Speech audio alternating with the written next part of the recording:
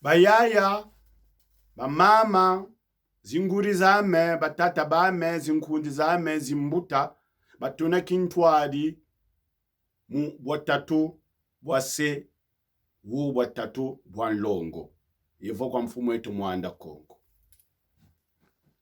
Mama Kimpamvita, que certains appellent Yaya Kimpamvita. Je vous épargne l'histoire, mais je vais vous parler de ce que moi je pense de Mama Kimpamvita. Mama Kimpamvita, en introduction, fait partie des initiés de Kimpasi. Kimpasi est l'une des écoles ou des académies mystiques, des écoles de mystère qui ont existé dans le royaume Congo. Il y avait 3 grandes écoles, 3 écoles principales. Et il y en avait d'autres. Parfois, on confondait les mêmes écoles et à certaines dimensions, ou plutôt à certains lieux, ça changeait des noms. Mais les 3 écoles étaient le Kimpasi, le Lemba, le Kikimba. Et 3 écoles avaient 2 formations, plutôt des formations particulières, des enseignements qui étaient vraiment propres. Dans le Kimpasi, c'était le mystère. Les mystères qui consistaient à initier des gens à devenir des grands nganga ou des ngulinganga, donc des prêtres. Nganga qu'on confond parfois, malheureusement, vulgairement, avec l'expression féticheur. Le Lemba formait, c'était un mystère civil, d'où l'on formait les gouverneurs, d'où est sorti Tata Machua. Kimpasi, Mama Kimpamvita, Tata Kimba. Après, il y avait l'académie de Kikimba, où l'on formait des gens au mystère martial, les arts martiaux. Et donc, c'était ça, ces 3 écoles-là. Après, il y a eu des petites écoles, le Kinzingila, mais ça, c'était plus ou moins des sous-branches. Et après cela, à l'arrivée de Mindele, certains se sont convertis au christianisme. Donc, ils nous ont trahis. Ils ont trahi le serment. Et je vous donnerai ici le serment dans un proverbe. Notamment les Mama Kimpamvita. On trahit la tradition Congo, le principe Congo de Wunakwa Wutata. Dans le Kimpasi, quand une fois vous êtes initié, vous êtes tenu au secret. Le contraire du secret non gardé, c'est la mort. Puisqu'on dit Sweka Mayela Makinganga Kwambwaza Ntantu. Sweka Mayela Makinganga Kwambwaza Ntantu. Je fais simple avec ce proverbe. On te dit cache l'intelligence de l'esprit au chien étranger. Kuvana ndi madjama kimpeve Kwambwaza Ntantu. Donc, ne livre pas la nourriture de l'esprit ou l'antou sacré aux chiens étrangers. Mais dès cet instant, les Mama Kimpamvita ont accepté de devenir chrétiens. On peut appeler cela trahison. Tu trahis ton peuple. Mais c'est après qu'ils se sont rendus compte que c'était une trahison. Mais parce que nous devons nous poser la question. À l'époque où le blanc arrive pour la première fois en Afrique, nous sommes puissants.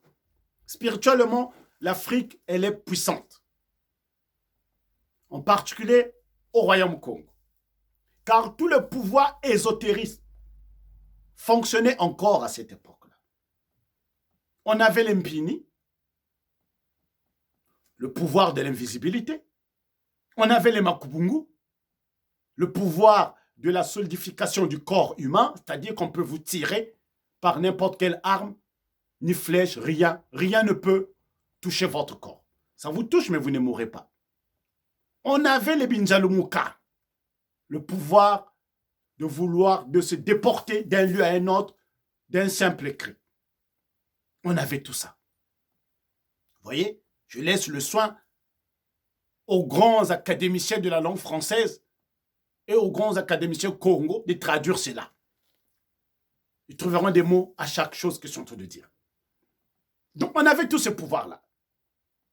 On avait la maîtrise des 4 éléments gouvernant l'univers visible et invisible.